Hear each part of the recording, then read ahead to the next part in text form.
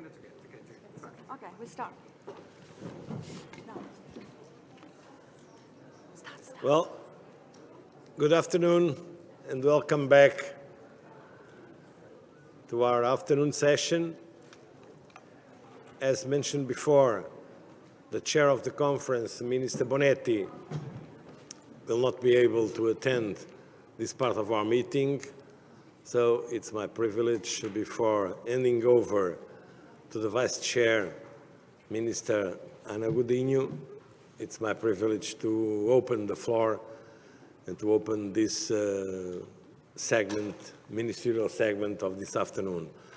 But just let me say that just before handing over the leading of our work to Minister Godinho, I was told by the Secretariat that during the morning roundtable, there was a request for 2 questions from the delegate from the Russian Federation. Unfortunately, we had no time in the morning, and so I would like, before handing over to Minister Godinho, to ask the Russian Federation delegate to raise the 2 questions that should have been raised this morning. Please, the floor is yours. Be brief and focused on the topic of the roundtable. Thank you so much. Благодарю вас, господин председатель. Для того, чтобы не отнимать время у второго круглого стола, я вместо 2 вопросов задам 1, если можно. Мы согласны с основным тезисом первого круглого стола о том, что все люди пожилого возраста должны иметь возможность и вести достойную, обеспеченную жизнь без какой-либо дискриминации. В этой связи у нашей делегации discrimination, and our delegation has a question with this regard.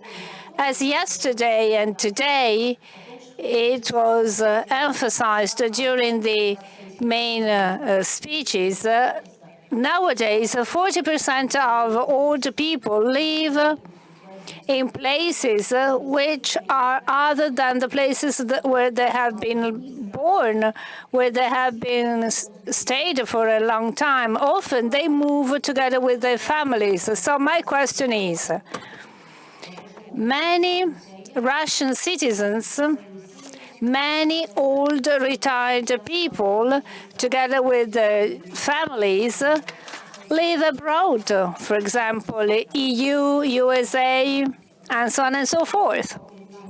Nowadays, today, the Italian Ministry of Labor took the floor, and if he was here, he could tell me how many Russian older people stay here in Italy with their families. So my question is, Russian Federation has been separated from the SWIFT system after the decision made by USA and EU and other partners outside EU.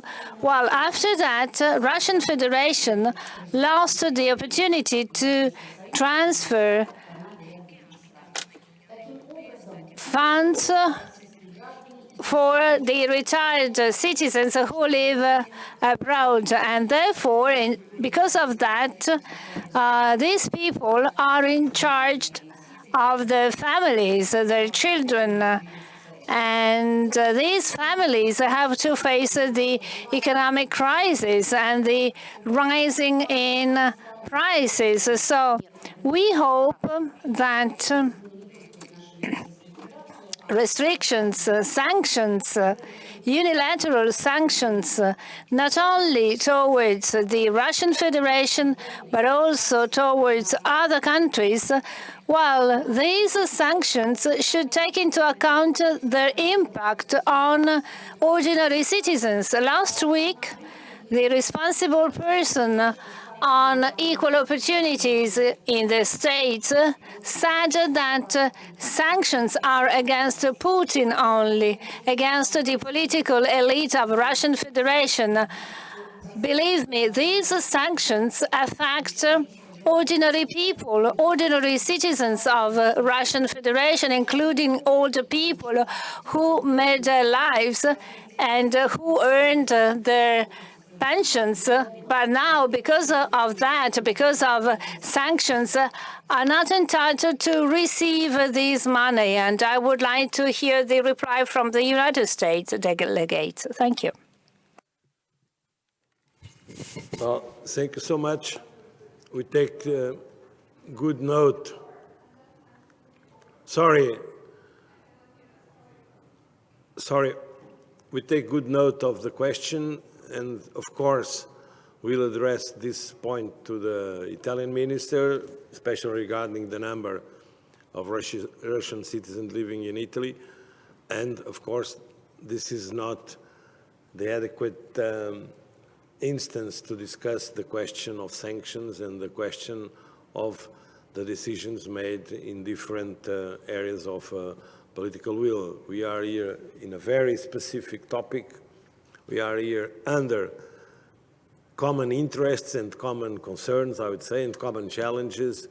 And so, sorry, but we have to keep ourselves within the scope of our program. But thank you anyhow, and we'll pass the information and the request for information to the Italian minister. Okay, so thank you, and said that, I would like to hand over the leading of this meeting to Minister Mendes Godinho, the Vice Chair of this conference, that will chair us until the end. Thank you, Minister.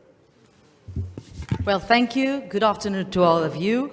Welcome to the second Ministerial Roundtable. I'm taking the floor now because Minister Elena had to leave. And our Ministerial Roundtable will be focused now in mainstreaming aging to advance to a society for all ages. Let me first introduce my fellow panelists.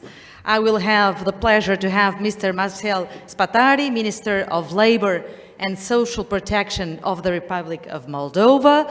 I will have Ms. Darija Tapaveci, Minister of Labor, Employment, Veteran and Social Affairs of Serbia. I will also have Mr. Guy Opperman, Minister for Pensions and Financial Inclusion of the United Kingdom of Great Britain and North Ireland, and also Mr. Anar Aliyev, Deputy Minister of Labor and Social Protection of Population of the Republic of Azerbaijan, to whom I all greet enormously. They will each give a 5-minute statement on the topic we are addressing at the moment. Of course, we also have, and is joining us, Ms. Marta Diavovlova as rapporteur. She is the Deputy Regional Director and for Eastern Europe and Central Asia Regional Office. In the end of the session, we will have, of course, Ms. Marta that will summarize the discussion in a brief statement at the end. I would also like, of course, to remind our fellow ministers that or heads of delegation, that if they want to express their wish to intervene, of course, they will also have up to 3 minutes for their interventions at the end. As a way of opening this session, first I would like, in the first place, to thank the Italian government for the way they organize all this meeting. I think this is a common approach from all of us, and to thank you all of you for the work that has been that you've been doing, and with UNECE. Of course, I think it is obvious for all that has been discussed during these days that we all acknowledge and know how the demographic challenges are critical in the moment we live.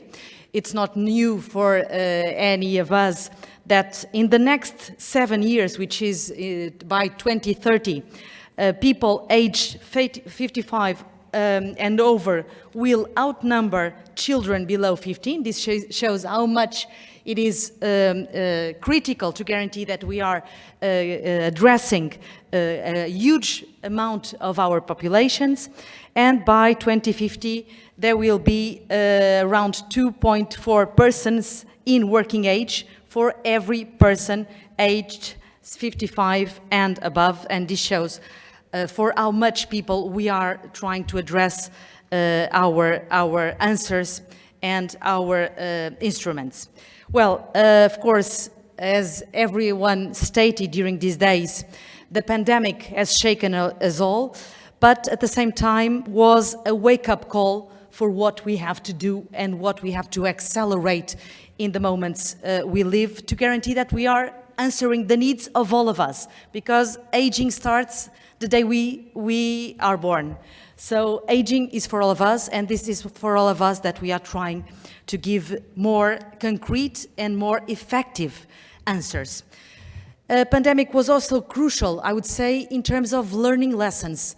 We learned lessons maybe in a very critical way and under stress, but it was obvious during the pandemic how fragile we are in some solutions we have, in some instruments we have, how outdated some of our answers, social answers, and our equipments are, and how many people we have in risk of isolation, and the need we have to find new solutions, new answers, but also the need to find even new people to take care of other people. Just to share with you one of the critical moments we faced in Portugal where we had to find, for example, people to work as carers in a critical moment.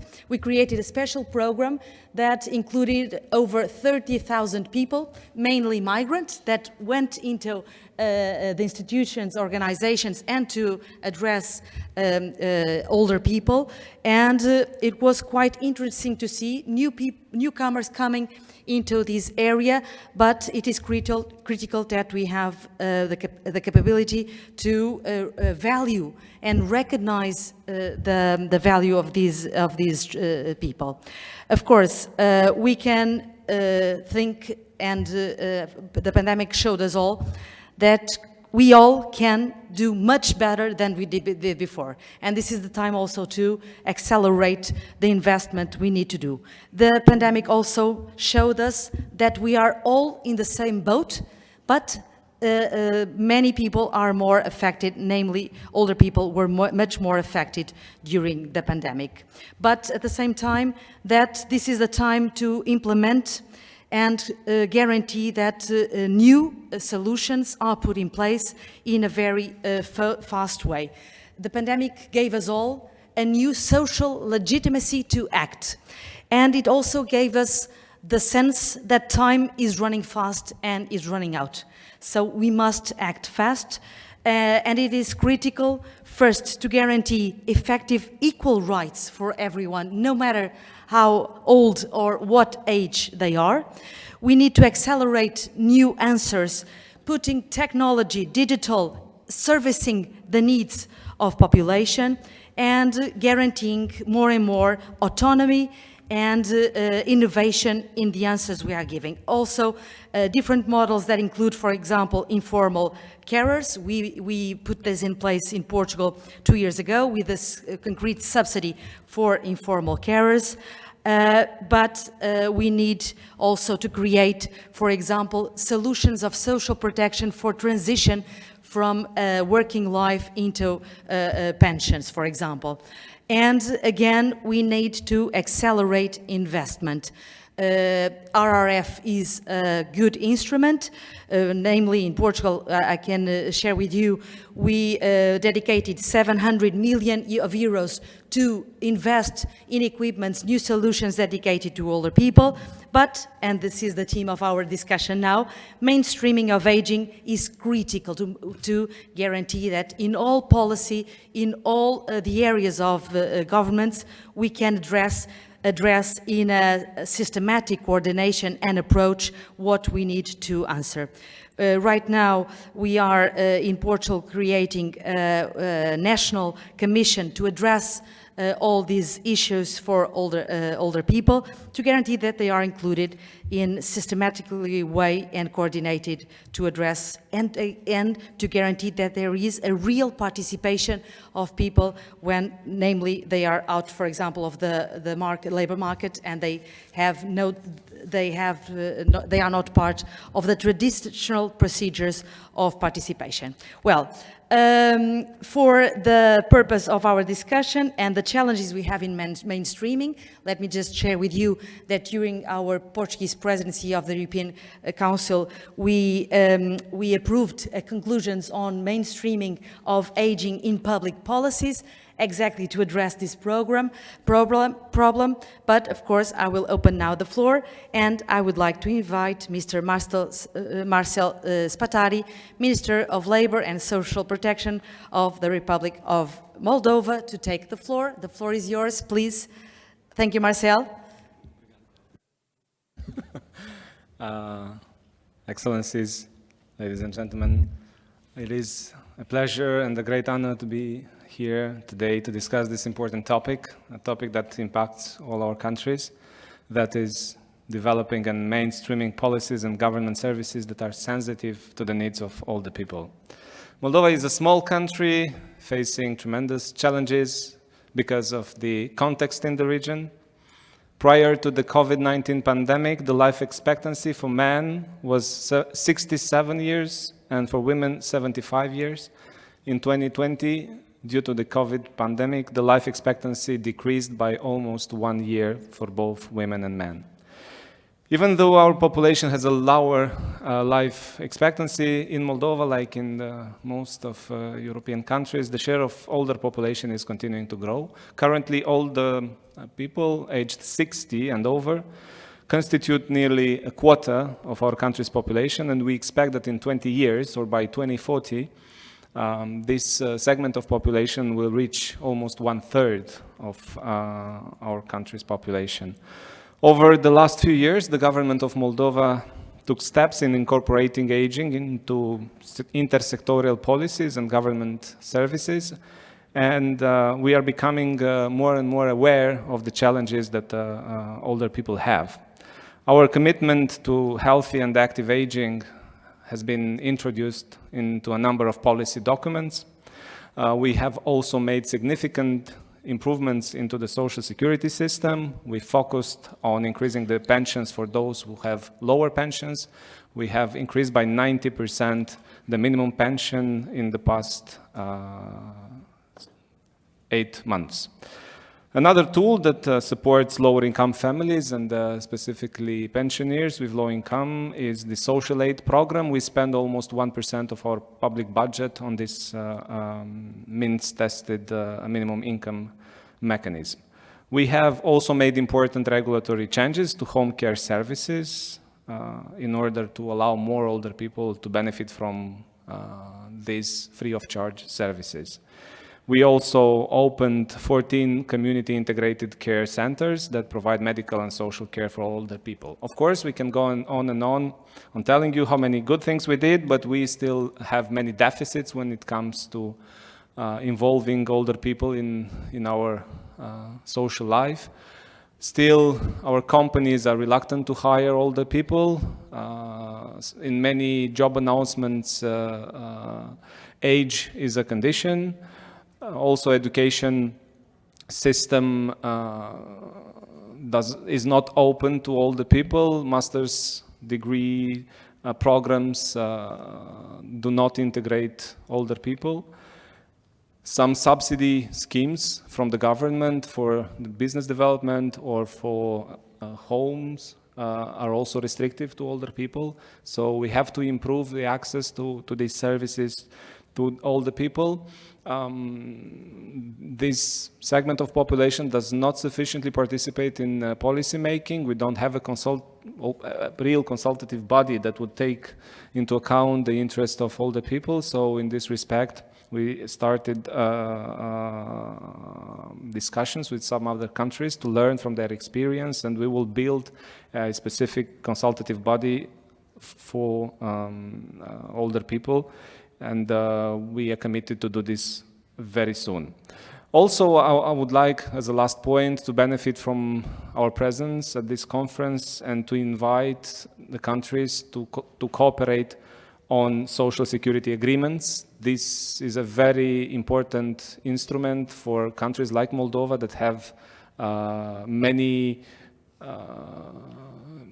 of our citizens working abroad here in Italy and in other countries, in Portugal as well, in France, in Spain, and UK, and so on. We have already signed social security agreements with many countries, and we are currently negotiating with France, Latvia, Spain.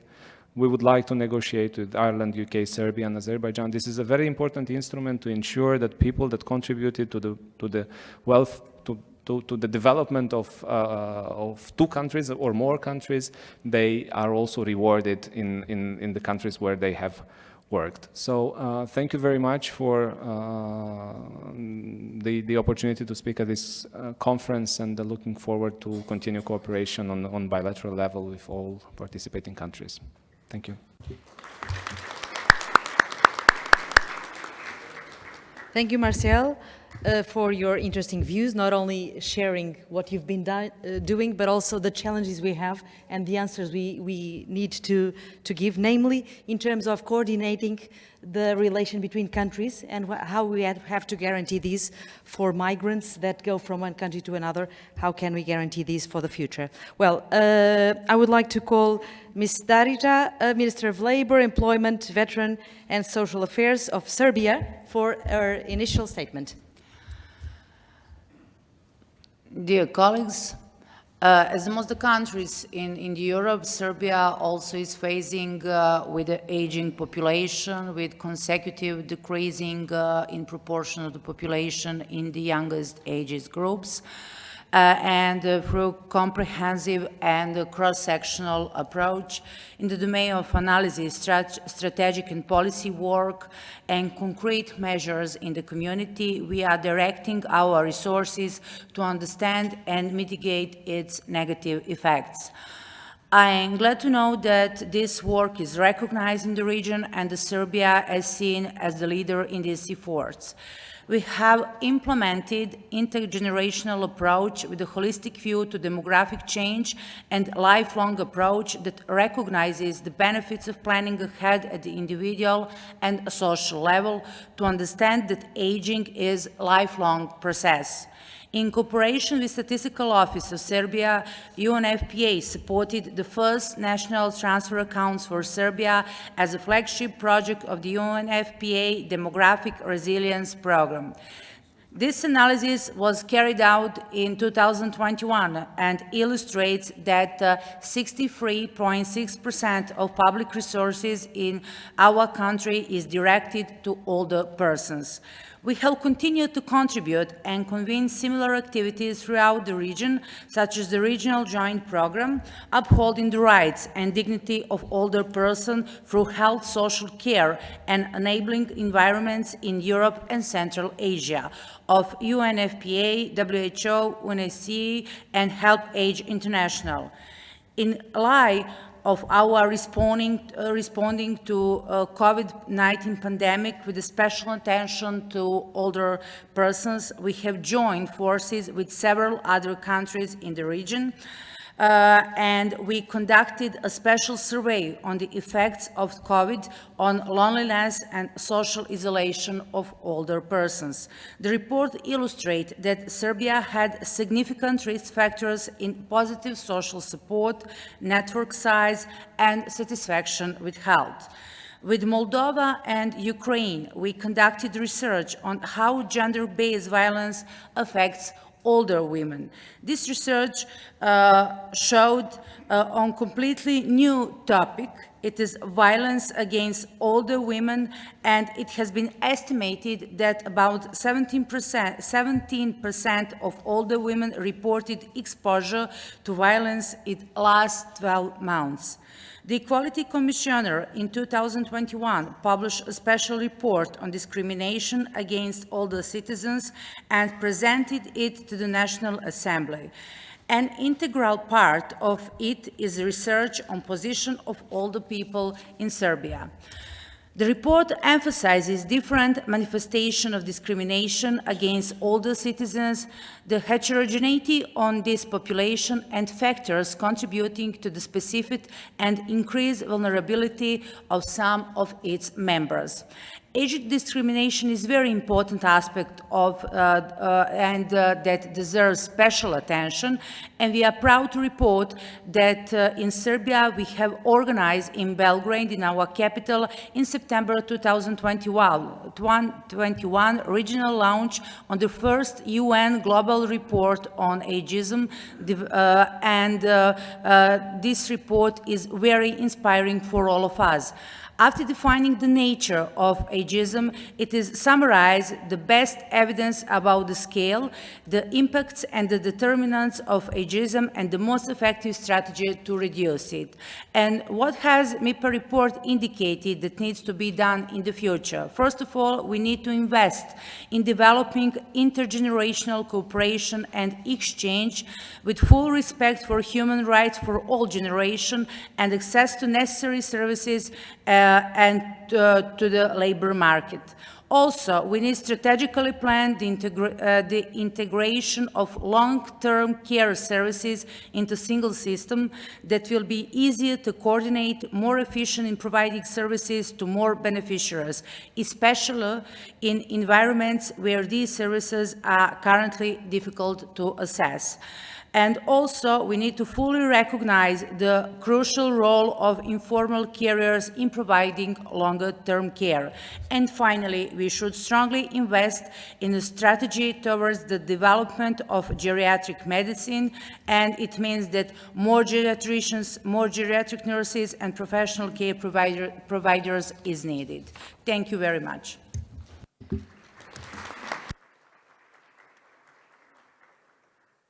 Thank you, Darija. Now I'll pass the floor to Mr. Guy Opperman, Minister for Pensions and Financial Inclusion of the United Kingdom of Great Britain and Northern Ireland.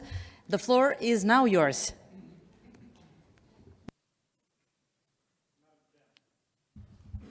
Madam Chairman, thank you very much indeed. I want to thank the UNECE for their constructive approach, the invitation to be with you today, and the opportunity to come and learn and share best practice. It is good that we all are here, and it is credit to the UNECE that all countries are invited, even Russia, and we allowed Russia to speak. But I believe that it is appropriate that if Russia is able to speak, we should be able to reply, and sanctions were specifically raised, and I am proud to say that I am part of a legislature that passed sanctions against Russia. And I would respectfully suggest to the Russian Federation that if they left Ukraine, the sanctions would end. You are an invader, sir. Go home, leave the 44 million people in Ukraine alone.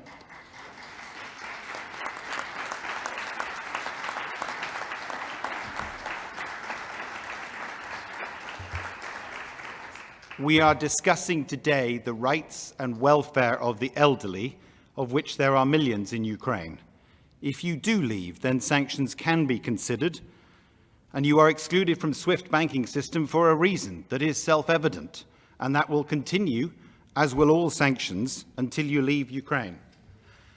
I'm delighted to return to what I was meant to speak about today. So there are many comments made today and yesterday about the strategic importance of support for the elderly. I'd like to try and address the ability to intervene at an earlier stage. So clearly, I can point to the fact that several countries, including the United Kingdom, have had workplace pensions which obviously augment the state pension. I can clearly point to the development of lifelong learning, that you do not stop your learning when you leave university or college or further education. And I can clearly point to the fact that the whole concept of fuller working lives requires a different approach to the job that you do when you're 18, 25, 35, to the job that you will be doing when you are 45, 55, and 65. There is one intervention I want to share with you, which I believe is definitely of great assistance to anybody who is attempting to manage the elderly population on a long-term basis, and that is a midlife assessment. A midlife assessment is something done as a preemptive strike. It is done something well in advance of our citizens reaching pensionable age. And it looks at three key things. It looks at wealth, work, and well-being. The well-being is simple. Far too many of our citizens do not see a doctor on a regular basis. If only they did, we would be able to, as a state, save a huge amount of money that we will subsequently be spending upon them to ensure that their health is in a better place. They would also be able to stay at work longer. They would also be able to contribute and support themselves longer. The second is work. It is addressing how it is that individuals can continue to stay in employment and to continue to support themselves, but not necessarily in the employment they were trained for or they have done for the previous 20 or 30 years. And the final thing is wealth. There is a whole bunch of assessments that have been done that people are not taking sufficient account of their long-term savings and their pensions in advance of reaching pensionable age. So the key is to identify, address, and educate the individual constituent of your country at a sufficiently advanced time that they can do something about it. So the midlife assessment is particularly for those between the age of 45 and 50, and we are piloting a bunch of interventions. One is online, one is through job centre, employment centres, and the other is private sector led. All of which are there to try and ensure that there is that addressing of specific interventions that people will then change their lifestyle well in advance of reaching pensionable age. That, we believe, is the way ahead. Thank you.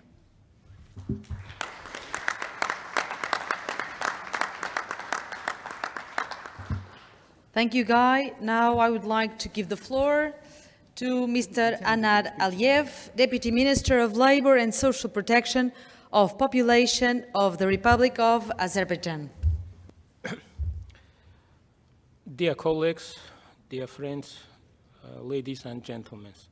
First of all, on behalf of the government of Republic of Azerbaijan, let me express my gratitude to the United Nations Economic Commission for Europe, as well as the government of Italy for hosting this conference.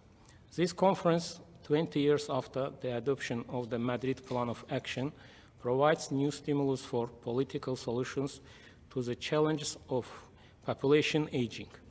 The declaration to be adopted at this conference reflects the need to develop a new approach to guarantee all the rights of the older people, taking into account the painful impact of COVID-19 pandemic and social economic challenges to the global world has faced in recent years. Ensuring the rights of the older people and provision of comprehensive social protection is one of the priorities of the Azerbaijani government. Paying tribute to national traditions, older persons are broadly involved in social and political life of the country, especially in the upbringing of young people, and actively participate in cultural events of the country. Azerbaijan is one of the countries that have made great progress in recent decades in terms of economic, social, and public development.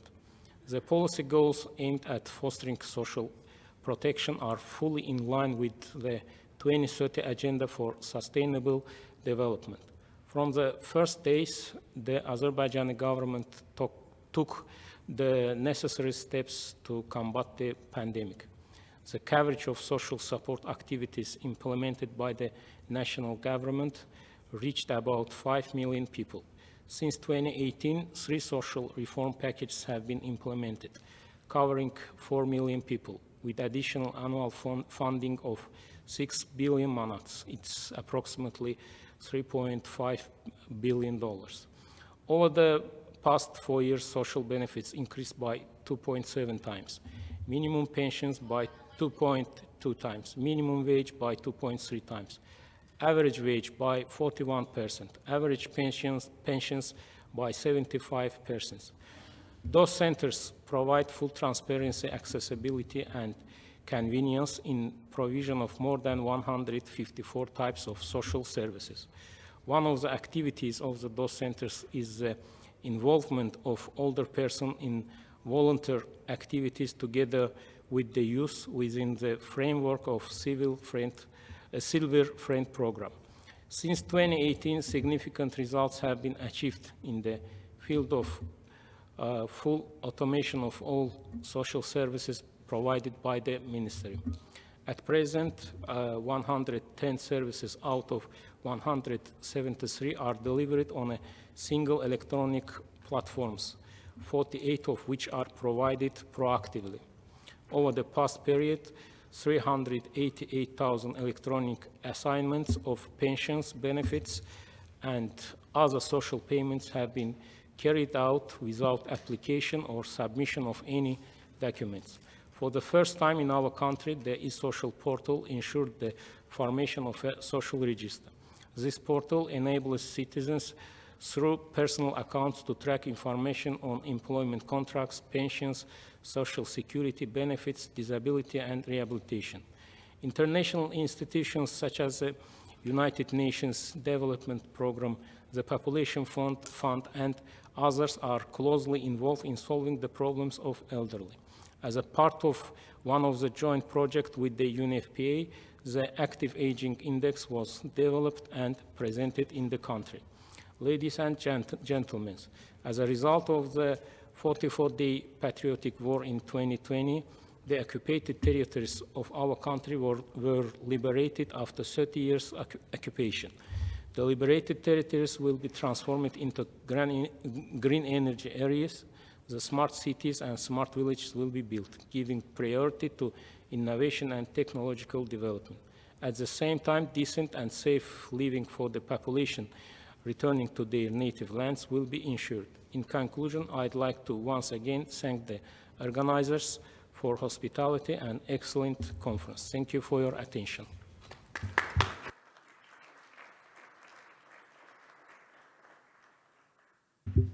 Thank you, Anar. Now we will move to some interventions from several representatives that inscribed themselves.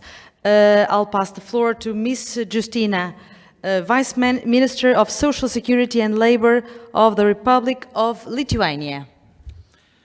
Thank you very much. Our Vice Minister unfortunately have to leave, so I will make your presentation.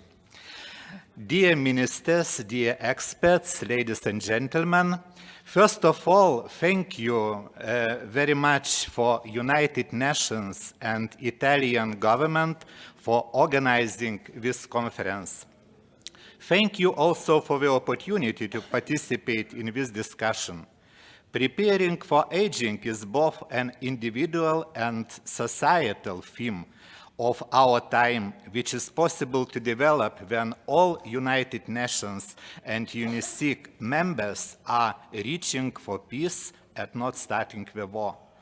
I want to use this opportunity to express once again Lithuania's solidarity and support to Ukraine and to its people who are showing resilience and courage in war. Today we are discussing about rights of older people, but in Ukraine, older and disabled people are dying every day, killed by soldiers. Older and disabled Ukrainians are not mobile and cannot leave their bombarded homes and run away from the aggression. They cannot reach European Union and other safe neighborhood country border and get any humanitarian help. Lithuania is making all effort to support the Ukrainian people fleeing the war. More than 55 Ukrainians have arrived in Lithuania so far, majority women and children, disabled, older Ukrainians. We are provided with housing, food, medical care, psychological support, social services, and access to labor market. In Lithuania, as in many European countries, the population is aging. Well, I would like to state that elders are a powerful resource for society. Elders play important social, cultural, and economical roles in their families and communities.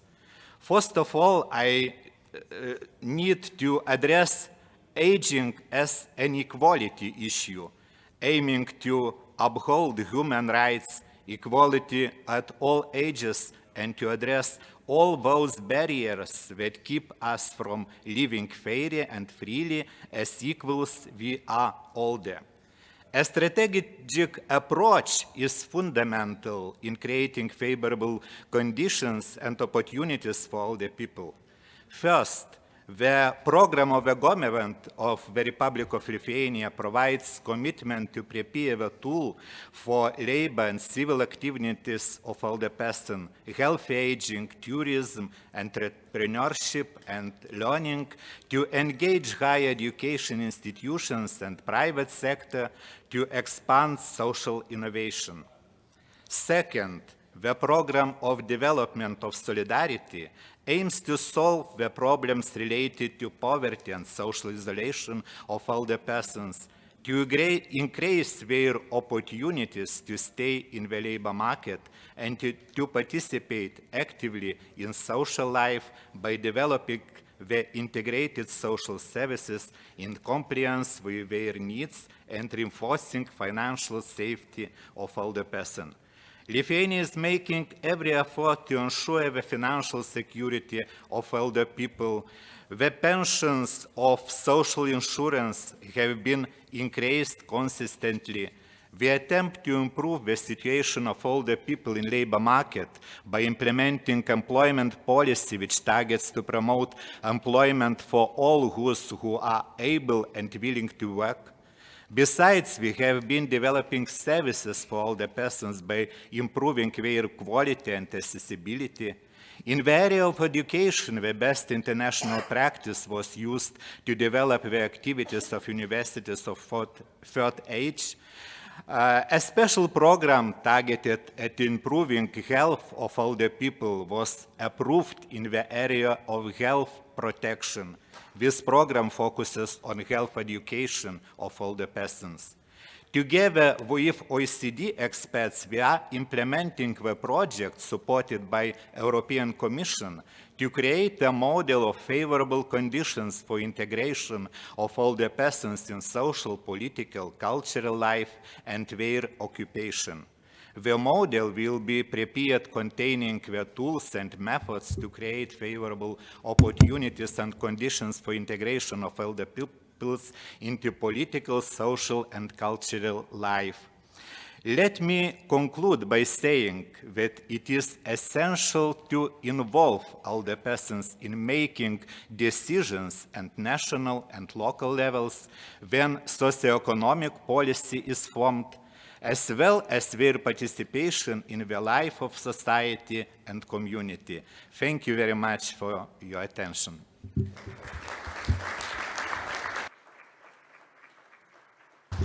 Thank you, Lithuania. Now I'll pass the floor to Mrs. Zildis Polotova, Deputy Minister of Labor, Social Security and Migration of the Kyrgyz Republic.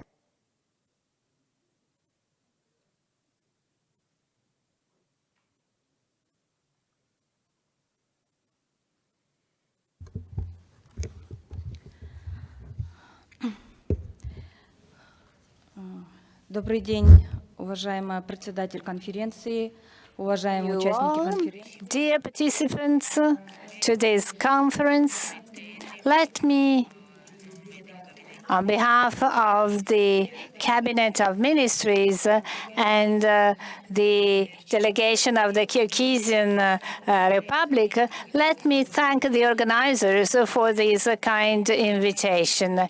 Aging is a very important transformation in modern world. Population, from the demographic point of view, is a young population. 50% are in the working age. Nowadays, over 65 people represent 5%, but according to UN estimate, people being more than 65% reach 7%. The analysis of this trend shows the increase of the demographic law that will have an impact on all the spheres of society. State policy on older people is conceived in line with the UN Convention, with MIPA, and with the local regulation. State policy aims, first of all, to help to encourage the individual development, considering the 2030 goals, SDGs. Our national strategies to develop by 2040 aims to develop all citizens' life, in particular considering the SDGs, leaving no one behind, improving the quality of life for all the people is part of these strategies. Nowadays, we cooperate with the active aging platform countries, and that implies the participation of our government and also all the other stakeholders. In addition to that, we are for a bottom-up approach. Older people should have the chance to benefit from different kinds of retirement funds.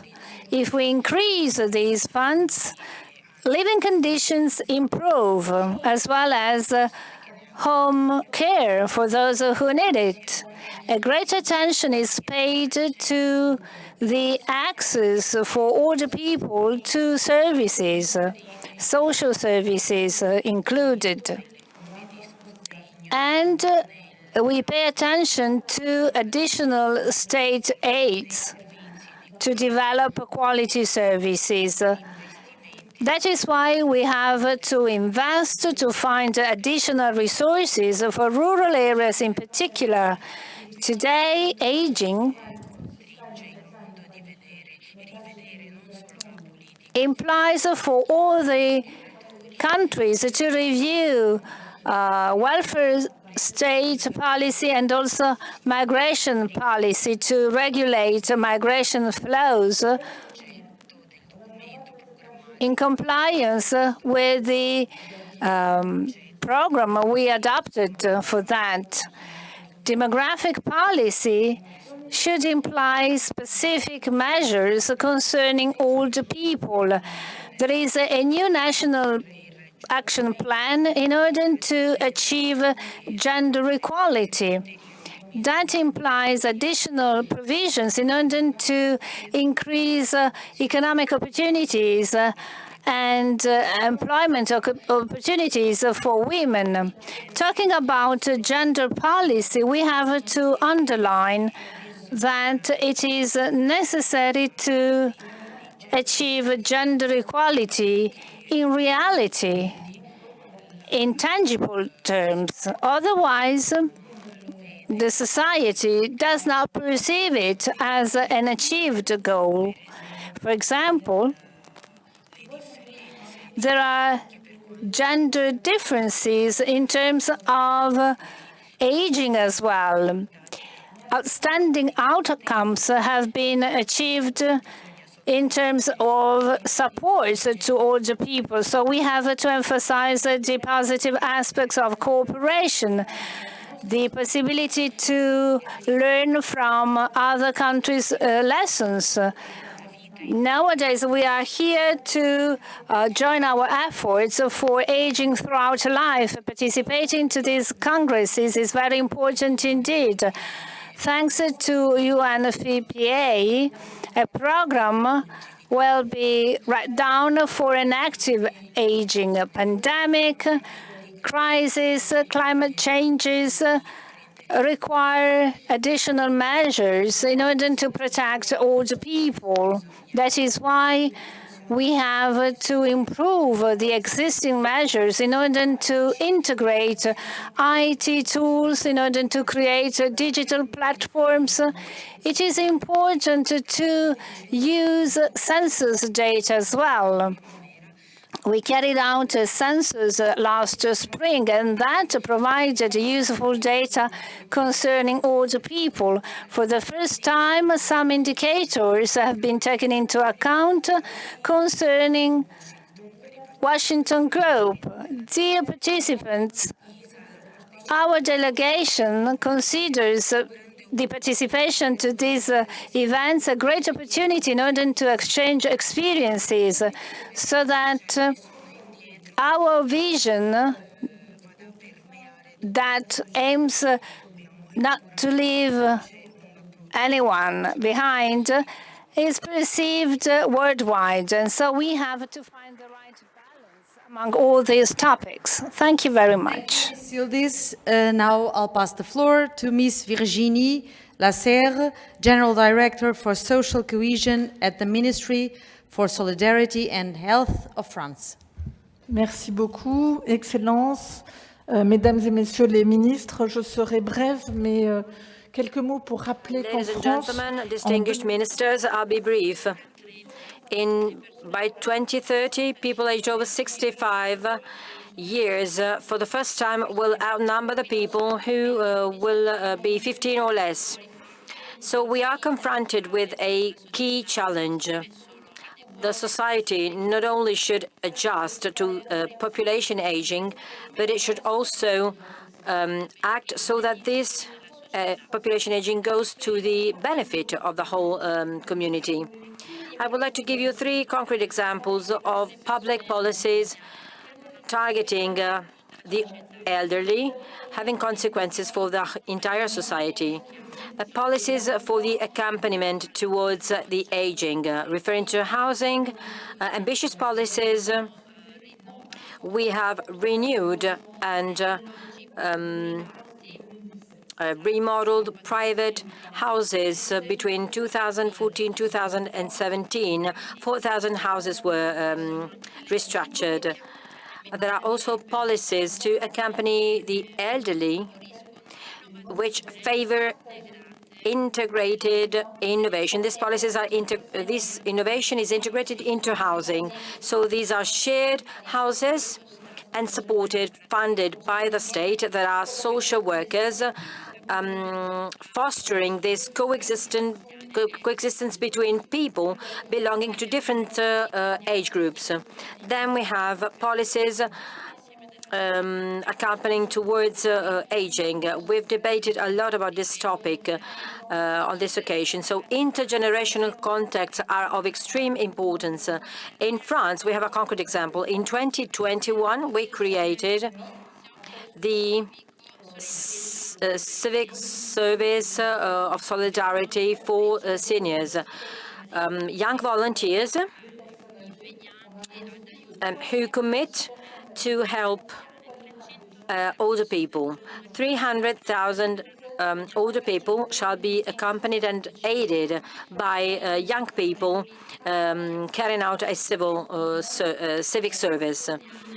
We have policies targeted for the older people, focusing on health, social and occupational domain. And I insist on this because policies targeted for older people can be implemented only if we meet the requirements and the needs of caregivers and nurses to work not only in nursing homes, but also when it comes to providing healthcare services at home.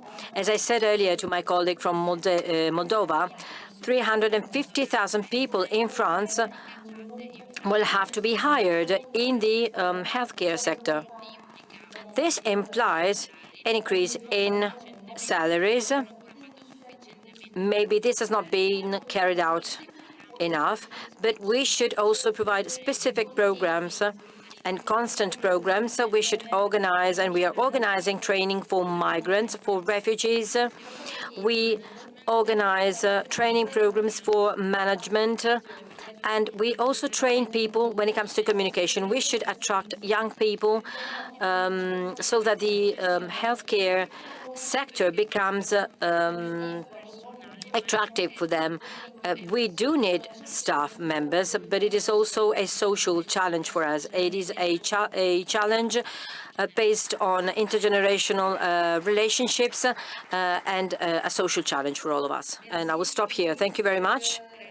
The floor to Ms. Mary Butler, Minister of State for Mental Health and Older People of Ireland. Thank you very much. Distinguished guests and colleagues, for the last 2 decades, Ireland has been integrating ageing issues into all relevant policy fields at national and local level. Ireland's current programme for government has a vision of creating an age-friendly Ireland, including older people in the core framework for policy and service delivery across government. This ensures that ageing is not just a health issue, but requires a whole-of-government approach to address a range of social, economic and environmental factors that affect the lives of our ageing citizens. Across Ireland, there is very tangible evidence showing how our society is preparing for population ageing. We can see age-friendly car parking spaces being installed, age-friendly towns, hospitals and primary care centres, and a wide range of initiatives that enables older people to continue to contribute to the development of their societies. This is a direct result of policy integration and innovative partnership between government departments, local authorities and associated organisations such as Age Friendly Ireland. Our efforts have been internationally recognised. In 2019, Ireland was the first country in the world to be fully affiliated to the World Health Organization Global Age-Friendly Programme. We take our position and responsibility in this regard very seriously. We constantly strive to understand the diverse and the evolving needs of older people in our communities across Ireland, whether rural or urban dwellers, younger or older, diverse ethnic groups, members of the traveller community, older people with disabilities, LGBTI+ older people, and other minorities. Over the last 10 years, over 20,000 older people have participated in consultations across Ireland through town hall meetings, older persons councils, roundtable discussions, focus groups and workshops. 20 years onwards from the adoption of Madrid Implementation Plan of Action on Ageing, we must ensure we are constantly evolving. The next step will be to fully adopt a holistic life course and equitable approach to mainstream ageing, which integrates a dual response to both population and individual ageing. Only then will we truly fulfil the commitments we adopted 20 years ago. Thank you.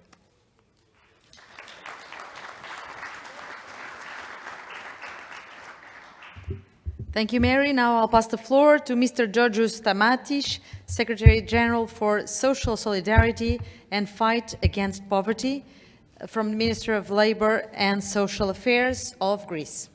Thank you, Madam Chairman. In the coming decades, the number of older people in the UAE is expecting to increase. And I think there's actually a good news.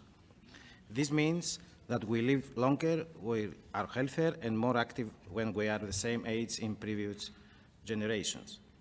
In that aspect, the aging society is not a problem, but an opportunity for all of us. Preparing for aging population is vital to the achievement of integrating 2030 agenda with aging cutting across the goals on poverty, eradication, good health, gender equality, economic growth, reducing inequalities, and sustainable cities. Therefore, while it is essential to address the inclusion and vulnerability of older persons, it is not more important to go beyond treating older persons as a vulnerable group. Older persons must be recognized as the active agents of development in order to achieve truly inclusive and sustainable development outcomes. To this end, comprehensive and targeted measures should be taken in order to mainstream aging and address inequalities due to age. To name some examples, older women must be encouraged to live without discrimination on any ground and be a part of the recovery and resilience plans after the COVID-19 pandemic, since they were in the front line in dealing with it. In this respect, some of our national priorities based on the National Action Plan on Gender Equality are as follows. Provide support for older women to eliminate multiple discrimination and remove social inclusion through encouraging their participation to society, providing them with basic digital skills training in order to help them in the labor market, etc., etc. Second, measures should be taken to promote the participation of older persons to the labor market, taking into consideration the difficulties they are facing to renegade due to long-term unemployment. In Greece, we are implementing multiple active labor programs addressed also to older workers and long-term unemployment, who are often people over the age of 50. It goes without saying that the working experience and knowledge of older persons is necessary to enterprise and younger workers. The labor cost may be higher for older persons, preventing employers from hiring them. To this end, the Ministry of Labor in Greece implements programs that provide employers with initiatives to hear older workers and then promote active aging. Last but not least, in the field of social solidarity, our country has included the elderly and the beneficiary groups of the National Strategy for Social Inclusion and Poverty Reduction for the program period 2019-2027. By adopting an inclusive approach in the design and implementation of policies and measures for vulnerable groups. It is also important to foster cooperation and coordination among relevant ministry and bodies in order to ensure that all actions are integrated in general context of national planning. To this end, the Ministry of Labour has established a special working group for the social protection for the elderly with wide participation. To conclude, I would like to emphasize the importance of consultations with the civil society working for the promotion for the rights for older persons, as well as the international fora as this successful conference, where good practices can be exchanged and useful solutions can be proposed to promote age mainstream and create equal and inclusive societies. Thank you.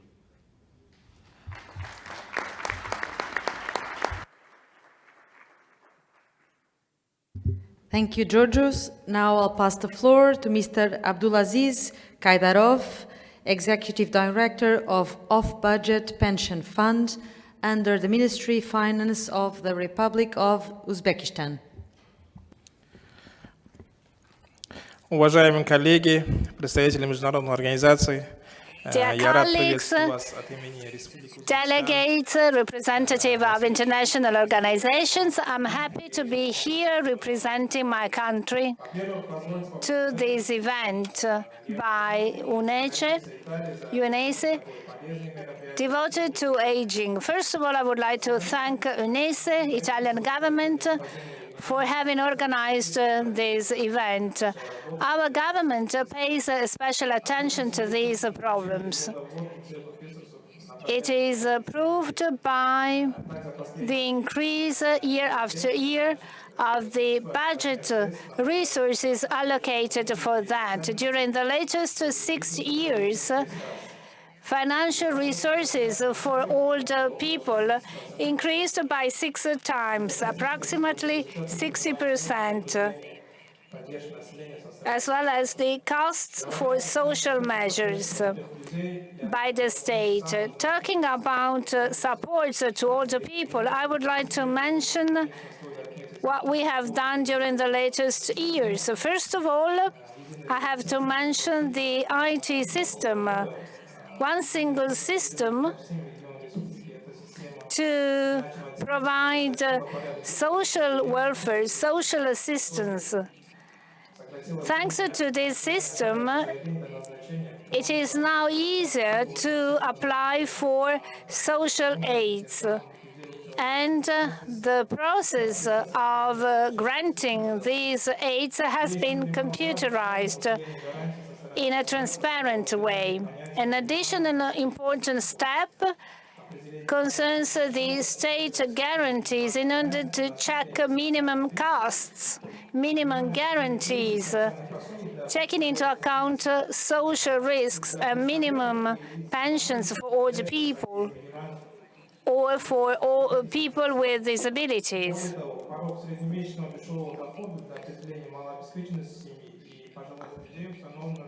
In addition to that, we also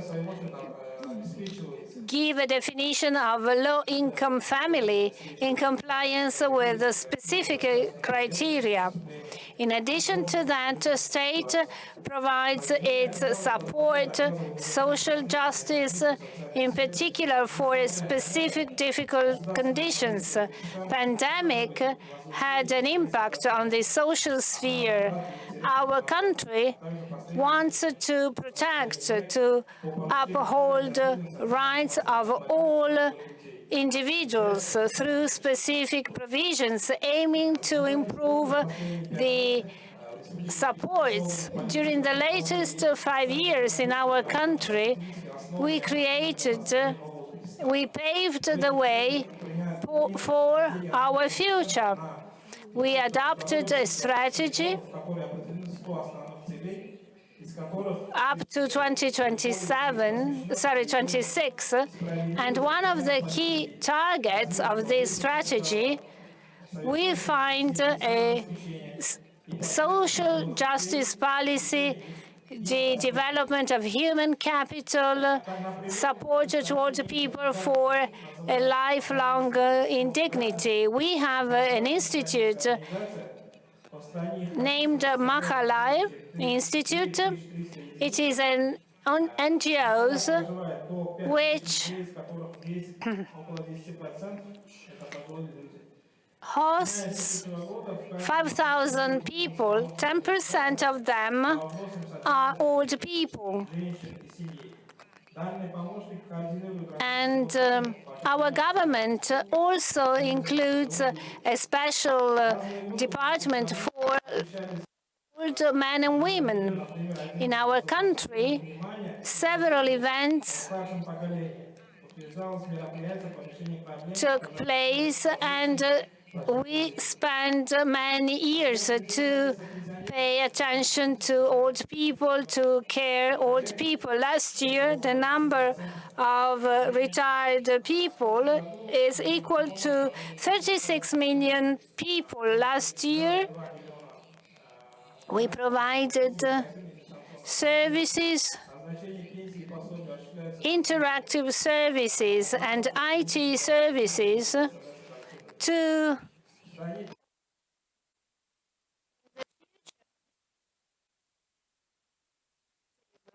our country. People needing care, people living in loneliness, receive a subsidy to pay bills, to pay utilities and other services. People requiring drugs care are hosted in care systems for free, and they receive drugs for free. Older people with serious pathologies or serious disabilities less for they are entitled to free subscriptions for sporting activities, such as swimming pools, and so on and so forth. Older people are entitled to have free tickets for cinemas, theaters. People with disability are entitled to receive a monthly amount to pay what they need. Once a year, they receive sums of money to buy clothes, and they are entitled to have free tickets for transportation. Medical assistance is for free at some specific and specialized centers. These people don't have to pay if they go to these centers. And sometimes they're also hosted in these centers, so they don't have to pay for the accommodation or for food. There are also tax facilities for older people. For example, there are facilities for taxes on land. They don't have to pay taxes on land. And these are just a few examples. Moreover, a new subsidy has been introduced for women, old women, who have children with disabilities. Often, these women have to care about these children who cannot work. In order to widen up the range of social services, we also established an agency for social and health services for older people, for people who have a low income or for other people in need. And so if you want to apply for health care for older people, you have to go to these centers. And you have a responsible person for every six older people. So you have a social worker for a group of 6 older people. And this social assistant, a social worker, deals with issues related to daily lives. The age for retirement has not changed. 56 for women, 50 for men. When employer terminates the working contract,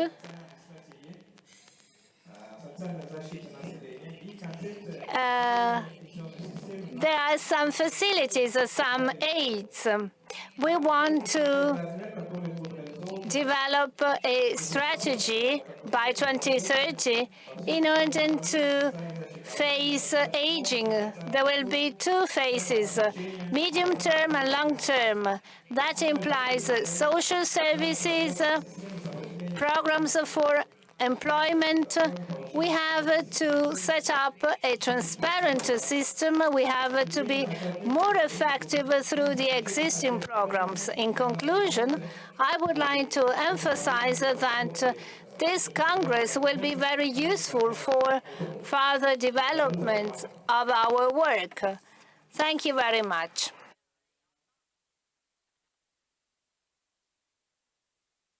Well, thank you so much.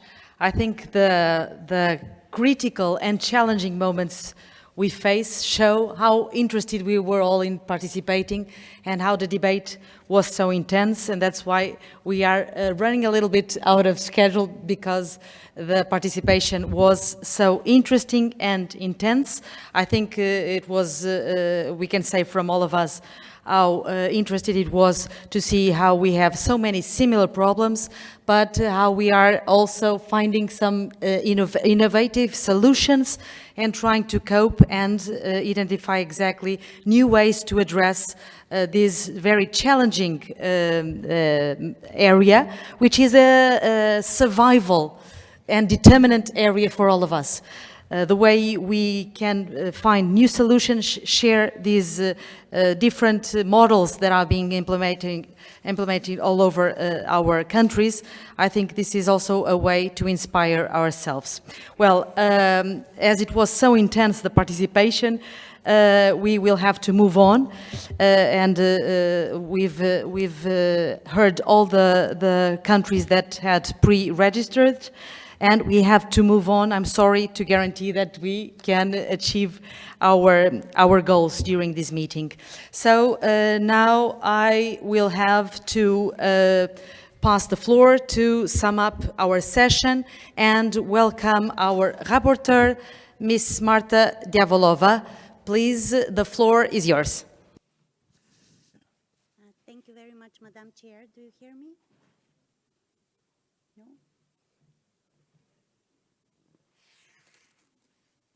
Do you hear me now?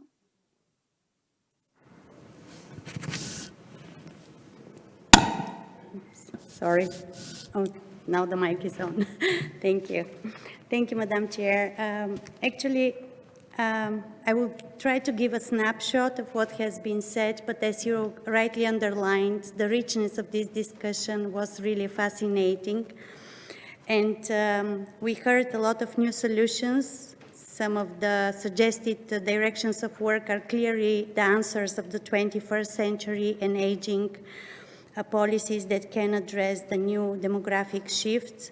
It was also inspiring to hear the experiences and the energy of looking for solutions that can benefit others. So definitely this space here provided a platform for not only sharing similar challenges, but also looking together for common solutions in the way forward. I would say that the discussion was under the slogan equal rights and equal opportunities for all in the society.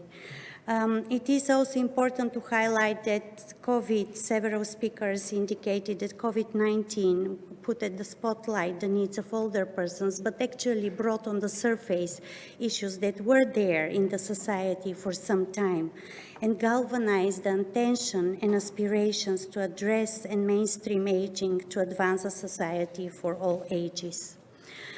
It is also important to underline that building understanding of older persons was one of the stream of efforts which several speakers shared, being through different research tools and methods, being through census, conducting the census and utilizing the data for better understanding the diversity among older persons. And definitely this is not a homogeneous group that requires more attention and in-depth understanding of the needs.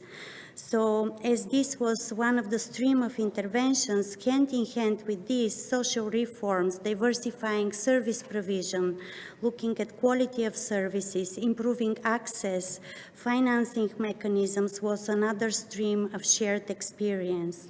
It was underlined, and it was, for me, it was fascinating to hear that lifelong learning becomes a more and more a central piece for the opportunities at all ages.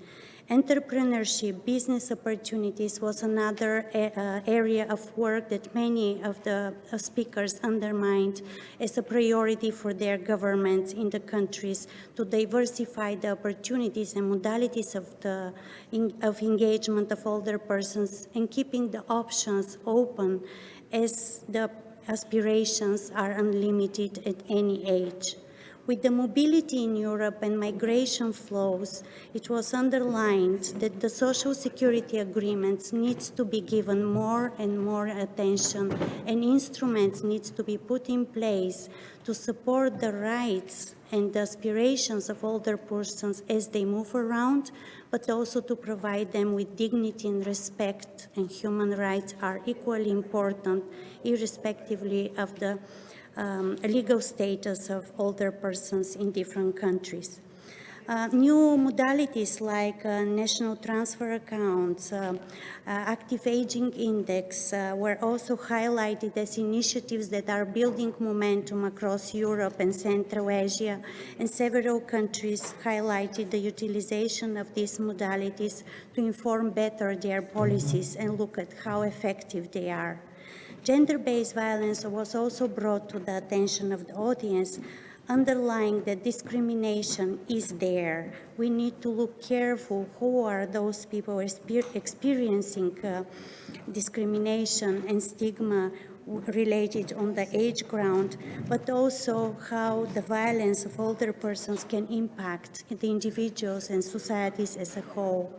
Generating data and understanding of this phenomena will be a challenge, but also opportunities to achieve the SDGs, as several speakers underlined, that this is the cost of the achievements we aim by 2030. There is no success story of sustainable development goals without addressing the needs and rights of older persons. It was underlined the intergenerational collaboration and solidarity, voluntarism, and working together, transferring the wisdom and aspiration of older and younger as equal member of the communities they belong. Some of the countries shared experience of the prevention measures, and interesting example was fascinating to hear at the Midlife Assessment that actually is preparing the age group of 45 to 50 to look at their prospects later in life in terms of well-being, employment opportunities, but also financial stability, and in a way to revisit their lifestyle and work on their personal prospects for well-being and good life in older age. Social protection measures, several countries put it high on the priority and invested in reforms, as well as increasing the social benefits and service provision. Diversification was high on the priorities of several of the interventions. Utilizing digitalization, technological development benefits are equally important for older persons in terms of provision of services, information, equipping them to overcome some of the access challenges, and this is an area where could be invested more and utilized to bring to the benefit to the whole society. Social innovation, entrepreneurship, quality of services and accessibility, health literacy at all ages is equally important for a healthy lifestyle and benefit later in life. Bottom-up approach, the role of local authorities, rural area, and special attention to those who live in remote areas was underlined several times with interesting suggestions for the way forward.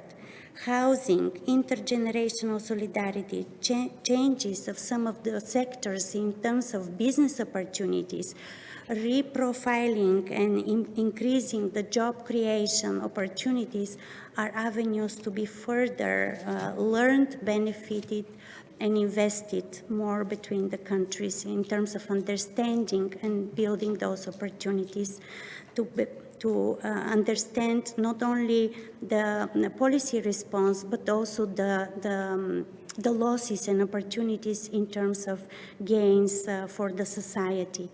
Many speakers underlined the role of the partnerships and redesigning the collaboration within the societies and between the different groups in shaping and contributing to the policy implementation, development, evaluation, and reframing the direction of work.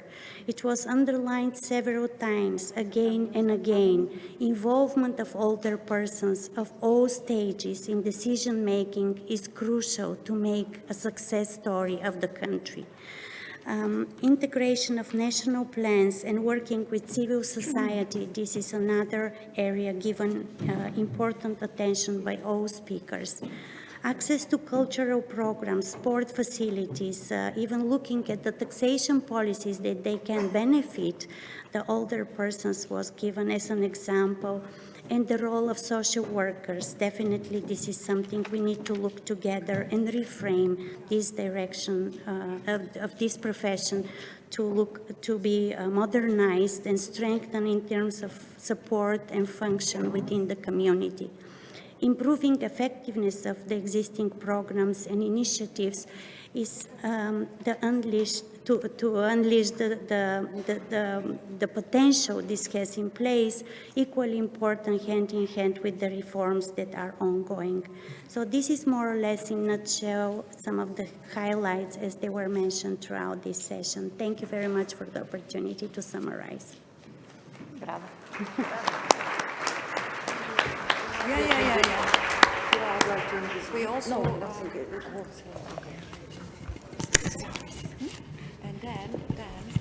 So, thank you so much, Marta. I think we were all inspired by your sum up and by all the sharing that we had during this session. And now we will have to move on to our closing session, taking part from now, which I think we are all waiting and expecting, because we will have a very important outcome from these days of work. Well, now we'll move on to our closing session. Can I move on to the closing session? Yes. Am I authorized? Yes. Well, so ladies and gentlemen, this is a very important session, as the Ministerial Declaration will be adopting during it. I am here, as you know, in substitution of the conference chair, Mrs. Elena Bonetti, as she had to leave unexpectedly. Well, she was delegated the responsibility of sharing this plenary session, and she handed it over to me.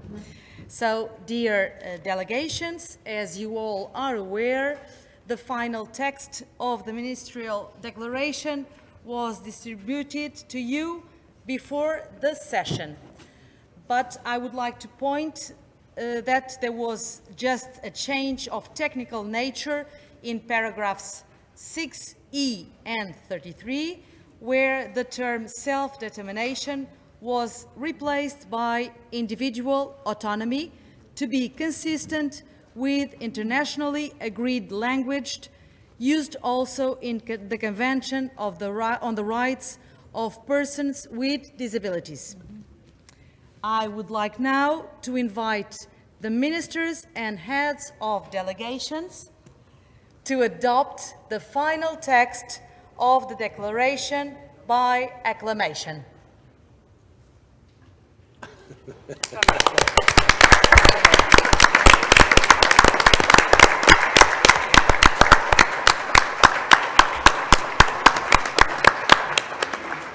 We did it.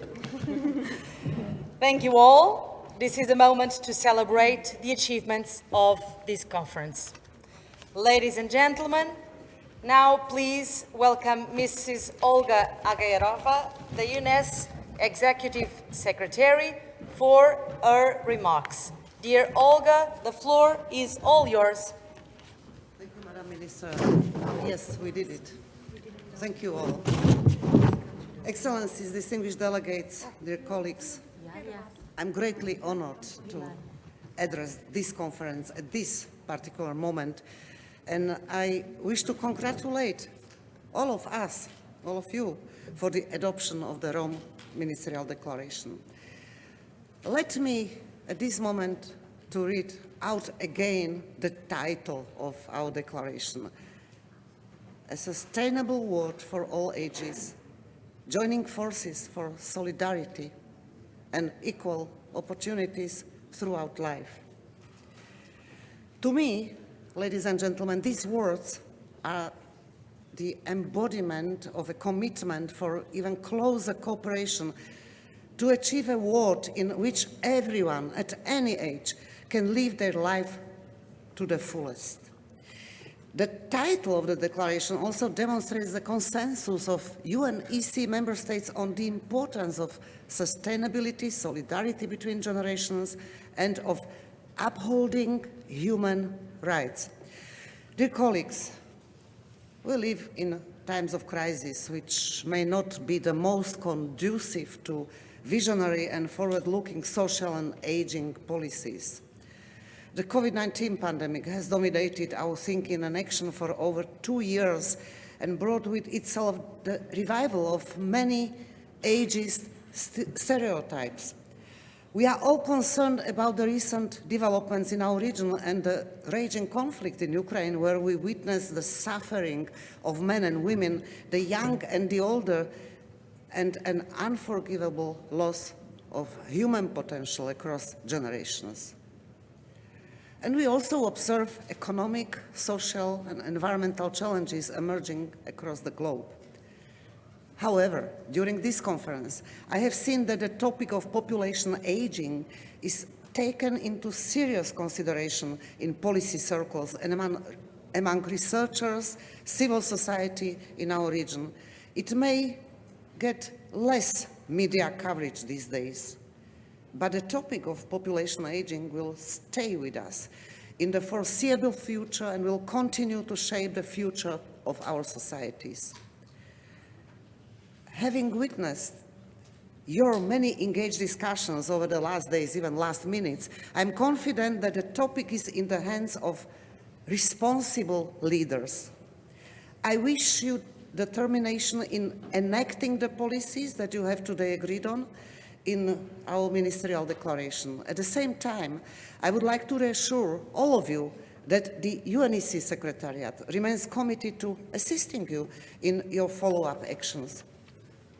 I was also very happy to see that you have reaffirmed in the declaration your commitment to the UNECE Standing Working Group on Aging and your appreciation of the work of our Secretariat.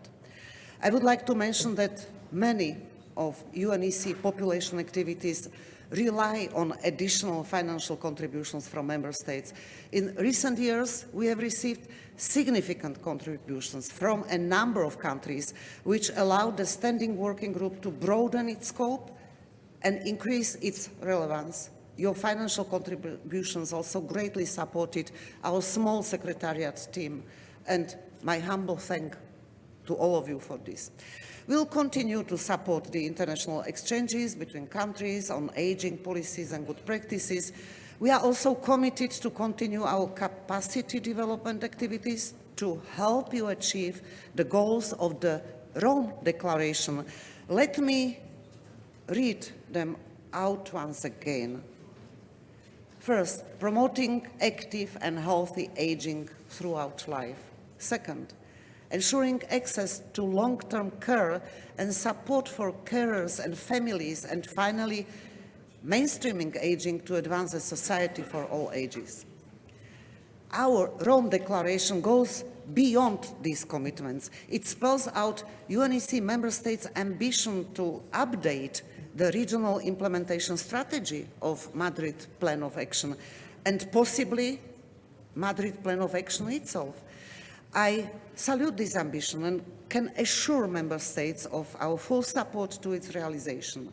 Our discussions over the past days have shown that 20 years after Madrid and Berlin, the time is ripe for an update reflecting our changed reality, emerging challenges and new priorities. Throughout this process, we will count on the crucial support of civil society and of the scientific research community. We have strong foundations to build on, with both of these groups of key stakeholders strongly integrated in the Standing Working Group on Aging and actively engaged in its work. We will maintain these close ties and will facilitate exchanges between governments, NGOs, and researchers to achieve more inclusive and evidence-based policies. Let me conclude, ladies and gentlemen. Now that we are approaching the end of our conference, allow me to express my gratitude to all government delegations, to the representatives of civil society and the scientific community for their contributions. I'm grateful to the Presidency of the Council of Ministers of Italy and to the Ministry of Labour and Social Policies of Italy for hosting our conference. I would also like to thank the organizing teams on both the Italian and the UNECE side, interpreters, and all those who helped us make this conference a success. I hope that the spirit of partnership and commitment that we have felt at the Rome Ministerial Conference will remain with us in all the years ahead. Thank you for your attention.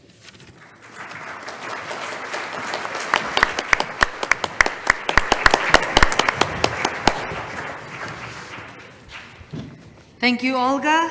The implementation of our declaration is indeed of crucial importance in achieving our common goals and maintain and keep the spirit alive of this inspiration we all gathered here together. I would also like to thank, of course, the declaration drafting group and the Secretariat for their amazing work during the drafting and negotiation of the text. A big thanks to all of you, and I would call for an applause. We deserve.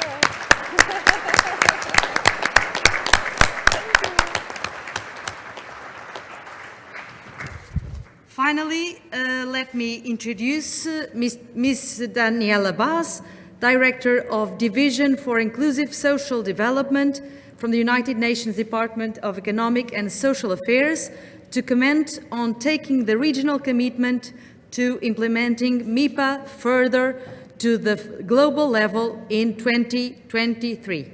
Daniela, you have the floor.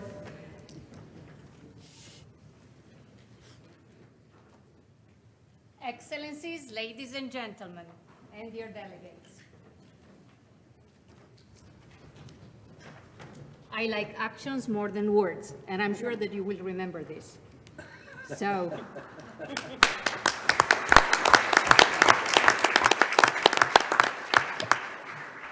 it's a real pleasure, actually, to be here. And I'm very grateful also for the government of Italy and my colleagues from the European Commission to have invited me to share a few words in this closure of this extremely important ministerial conference on aging. And at the outset, I really wish to express also my thanks to the Executive Secretary of the UN Economic Commission for Europe, her team, my team, if you allow me. There is a colleague of mine, Amal, whom you might have had a chance to know throughout these days. She is very experienced on aging. And I also wish to thank the panelists and the whole civil society. We really needed to work very closely together. The civil society, for me, for us, is not only NGOs, but it's also the private sector and the academia. All of this is the civil society. So I do hope that those of you from the civil society here present will engage also the private sector more and the academia. As we know, the General Assembly in 2002 endorsed the Madrid Plan of Action. We have been talking about it these days. The systemic review and appraisal of the plan provides impetus for its successful implementation. The UN regional commissions, including the one we are here these days, play a critical role for us there in New York, in what I call sometimes the ivory tower, but actually we work a lot there at global level. You can imagine how complicated it can be to listen to 194 countries, what they're doing on a specific topic like aging, for instance, and summarize all of those inputs from member states, private sector, NGOs, academia, individuals in 8,500 words in the UN Secretary General report, that then it is presented to you, member states, for your considerations and your deliberations. So it's a huge work, and thanks to the various commissions like this one and your contribution to this commission, then we will bring, hopefully, all of you together next February at the Commission on Social Development that takes place every February in New York. Your presence will be extremely important in order to make sure that what has been discussed today and the declaration that you have adopted will be included and integrated into a more global conversation. It's not easy. As I say, it's like when you, in the evening, go home and there are 5 members of the family and you have to decide what you want to eat. There are always conversations. I would like to eat this, or I would like to eat that. So you can imagine when you have to set the table for 194 countries and decide which menu we're all going to eat together. So it's complicated, and I really count very much on our colleagues from the Economic Commission for Europe of the United Nations. And I will not highlight anything because the rapporteur has done an amazing work, which was really difficult and complicated. I would like, though, to bring to your attention that the proclamation of the UN Decade of Healthy Aging, which builds on the Madrid International Plan of Action, presents an opportunity for collective action with the diverse stakeholders that I have just mentioned, a few of them, to enable older persons, I turned out 61 yesterday, so I'm getting there, to do what we value, what we retain, to have the ability to retain making decisions, preserve our purpose, identify who we are, keep our independence, and I would encourage you to rethink, where needed, the strengthening of social protection floors, essential. Therefore, I would invite all of you to contribute, if you wish, with topics related to aging that you have been discussing these days, with your voluntary national reports to the high-level political forum that takes place this July in New York. That will be so important. It will also enable, as a kind of a turbo, if you wish, to promote and accelerate, wherever possible, the 2030 Agenda, which is a human rights-based document, and move on also with your conversations where you feel on conventions and so on. The last thing I would like to say is please keep identifying the prevalent and emerging issues together with the policy options, develop policies. If we have strong policy frameworks at national level, then it is much easier to implement human rights, or rights in general. For that, we need to develop strong social, in this case, policy frameworks. And to ensure that we can more easily overcome social economic inequalities as well as the environmental ones, to ensure that older persons live with security, dignity, and participate in their societies as citizens. And I will conclude by telling you what Jeff Sachs, who is a Nobel Prize on economy, told me a few days ago. He said, Daniela, the world is moving towards becoming more and more digital, even though 2/3 of the world do not even know what's broadband, okay? So no access to internet, but we're here. So you know what we're talking about. We're lucky enough to have access to internet.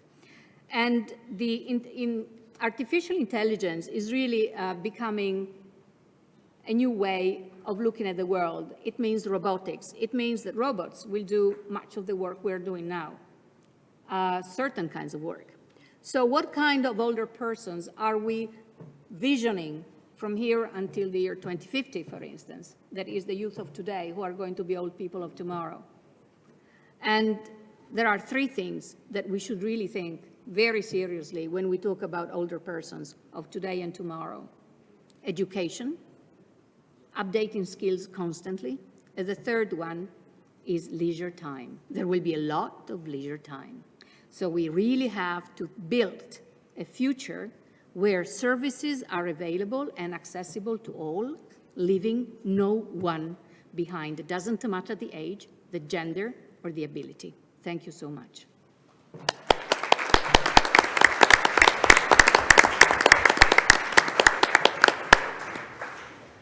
Thank you, Daniela, for such an inspiring speech. Well, as we approach the end of the conference, I would like to invite Lisa Worth from the Secretariat to briefly outline the main aspects of the draft report of the conference. Thank you very much, Madam Chair. Could we have the presentation, please? I don't have the... Thank you. So as it's usual practice, at the end of the conference, we show on screen the various items and decisions taken. So if you spot any mistakes, that you can let us know. Otherwise, we will assume that you all agree. So during this conference, we had 43 country delegations present from UNECE member states, as well as the Holy See as an observer country.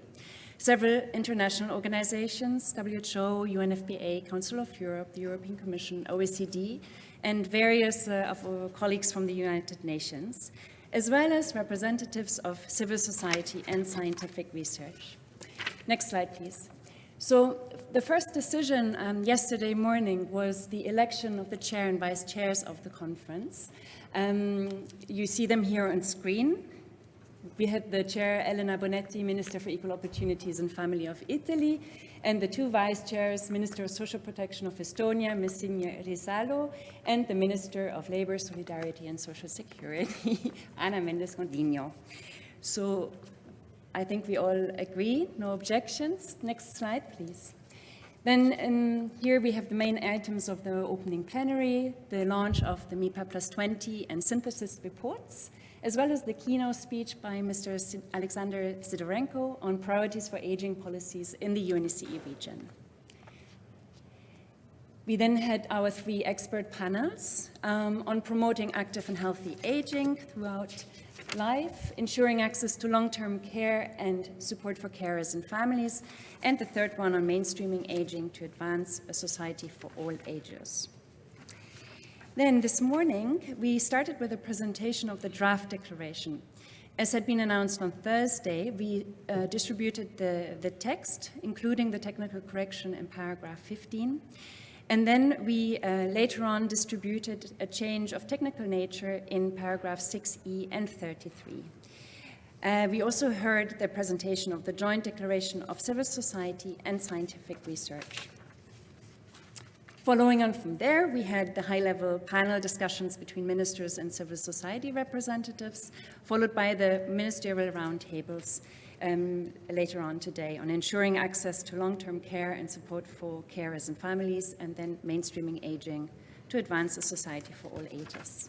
Before then, moving on to the adoption of the declaration. Next slide, please. Joining forces for solidarity and equal opportunities throughout life, with the 3 main goals pronounced as promoting active and healthy aging throughout life, ensuring access to long-term care and support for carers and families, and finally mainstreaming aging to advance a society for all ages. Thank you very much.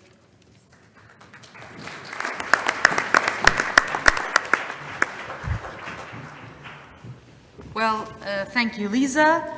And now I ask the conference to approve the decisions included the report.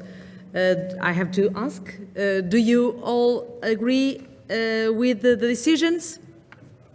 No one against? Perfect.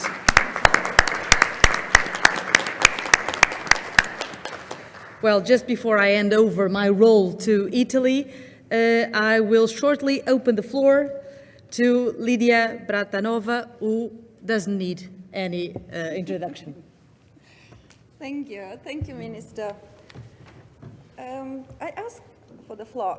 It was not included in the program, but I have to thank several people. First of all, I would like to say that my thanks go on behalf of the small secretariat that came from Geneva to service your meeting. And these are Lisa, you saw Lisa, but also Valeria, Tamara, and Caroline sitting over there.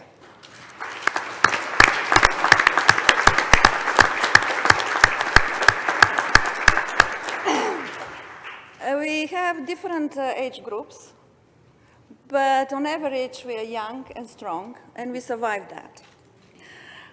But I should mention, as I mentioned at the beginning, I have to mention at the end that our dear colleague Vitalia Gaukaite, who was supposed to be here and to be her last ministerial, because she'll be retiring at the end of the month, though she was not present physically, believe me, she was present virtually.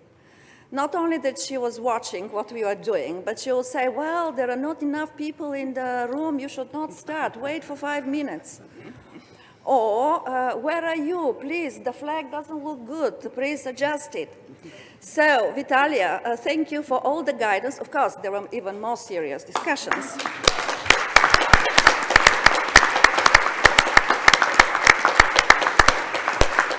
So her spirit was in the room. And of course, we have to, on behalf of the Secretariat, I have to thank our partners from Italy. And the number is very long. At the beginning, yeah, I even couldn't, I was asking, what was your name? What is your name? I was writing, and then, because so many from 2 ministries were involved. And we started preparing this nearly a year ago. And you can imagine how much effort, probably you don't know because you've seen the end. But there were ups and downs and happiness. But in my view, this led us to developing real friendships. So I can say, I believe my colleagues from Italy also can say, that I believe in some ministry in Italy now I have new friends. And I believe this will continue, and Elena is nodding. So thank you very much, all the team from Italy.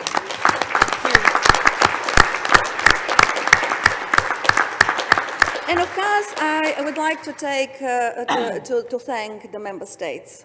At the UN Secretariat, we often say that the Secretariat, okay, we do, but we are nothing without member states. We are there to facilitate your work, to take the right decisions. So you are supporting us, you are guiding us, and you engage in our activities. And I would like to thank all participants and the ministers and at various levels participants that you were very active and engaged. You were coming in time with some delays, but still acceptable. And you were very supportive throughout the whole process. Thank you very much to all of you.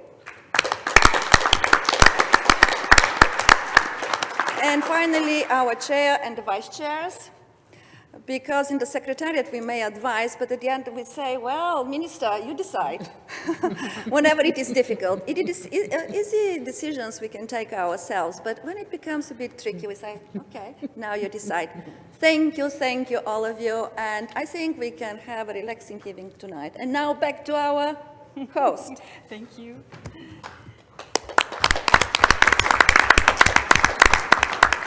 I'll speak in Italian, okay? Okay. Dear delegates, ladies and gentlemen, this is the end of this ministerial conference. After 3 days full of hints, opinions, suggestions concerning aging. Thanks to these days, the governments of our countries will have the chance to think about future policies, not only in view of the next 5 years, but in particular for a necessary cultural change, allowing to acknowledge the demographic dynamics of our countries in order to enhance the essential contribution of older people to our societies. This conference represented for all of us a great opportunity, an opportunity to learn each other, to grow, both in terms of content and in terms of human relationship. After 2 years of pandemic, as we often said, a pandemic which tested hardly our society, older people in particular. It was a great honor for the Italian government to have the chance to host this conference, this ministerial conference on aging, UNECE conference, during this special time when there is a special need to confirm the need to uphold, respect, and promote human rights, in particular those of the most fragile people, as old people are. So let me conclude by thanking warmly the Executive Secretary, Olga Yerova, the UNECE Secretariat, the Standing Working Group on Aging in Geneva, and in particular, I would like to thank Lydia, Vitalia, Lisa, Valeria, and Edmundo for the outstanding and constant coordination work they have been carried out during the latest months. A special thank to my team for the exceptional teamwork and for the strong commitment in order to have a successful conferences. I thank the colleagues from the Ministry of Labour and Social Affairs, the representative of INAP and IRCA, for being precious partners in organizing this event. It was a huge organizational effort for Italy, and that shows the importance of this topic for the political agenda in our country. It also shows the will to set up a network in order to develop rights of all the people in our continent. I thank you all, ministries, national delegations, participants coming from the third sector and from the scientific community.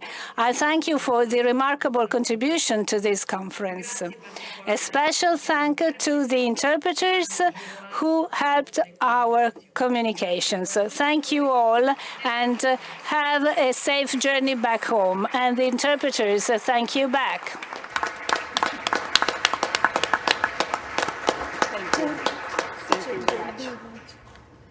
That's it.